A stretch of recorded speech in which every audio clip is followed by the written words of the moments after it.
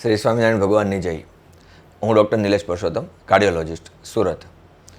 છેલ્લા 24થી 36 કલાકથી અમે નીલકંઠ મહારાજનું જે મંદિર છે નીલકંઠ ધામ પોઈચા, ત્યાં એનો આનંદ લઈ રહ્યા છીએ.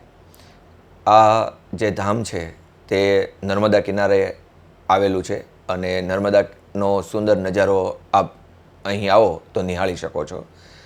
જે મહારાજનું જે મંદિર છે એ એકદમ નર્મદાના કાંઠે જ છે અને ત્યાંથી તમને આખી નર્મદા દેખાય છે. અગત્યની વાત અને આકર્ષણ ઉપજાવતી જે અહીં વસ્તુઓ છે એ છે કે સવારના 6 વાગ્યામાં નીલકંઠ મહારાજનો સુંદર અભિષેક અહીં થાય છે.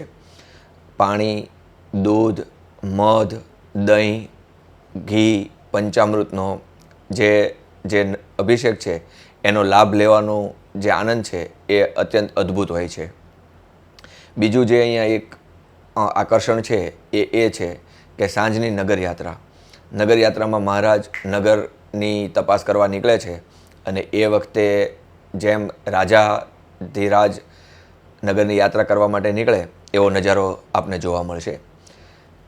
એ નગરયાત્રા પતે પછી જે સંધ્યા આરતી છે એ એકદમ અદ્ભુત અને યુનિક હોય છે. નોર્મલી આપણે જે બધા મંદિરમાં સ્વામિનારાયણ ભગવાનની જે આરતી કરીએ છીએ એની કરતાં અહીંયા ષોડોપચારવાળી આરતી હોય છે કે જેની અંદર જુદા જુદા પદાર્થો દ્વારા મહારાજની આરતી થતી હોય છે અને એનો લાભ લેવો પણ એક લાહો છે.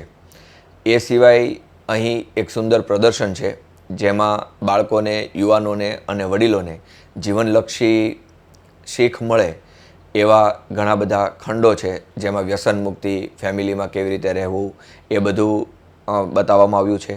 આ ઉપરાંત જે શ્રી સ્વામિનારાયણ ભગવાન છે એનું જીવન ચરિત્ર પણ શોર્ટમાં બતાવવામાં આવ્યું છે.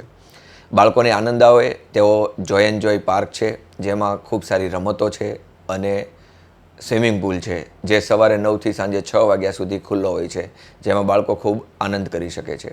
અને ગુજરાતીઓને જમવાનું તો પૂછવાનું જ ના હોય, તો અહીંયા સુંદર ઉપહાર ગૃહ છે જેની અંદર તમે ભાતના સ્વાદિષ્ટ ભોજન આરોગી શકો છો.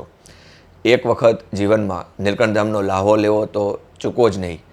આપને ફેમિલી સાથે અહીંયા ખૂબ જ આનંદ આવશે અને 2 દિવસ પણ ઓછા પડે એટલી અહીંયા વસ્તુઓ જોવાની છે. આ ઉપરાંત ગૌધામ છે જેમાં ગાયોના આપને દર્શન થશે અને ખૂબ ઘણી બધી માત્રામાં જુદા જુદા પ્રકારની ગાયો અહીં આપને જોવા મળશે.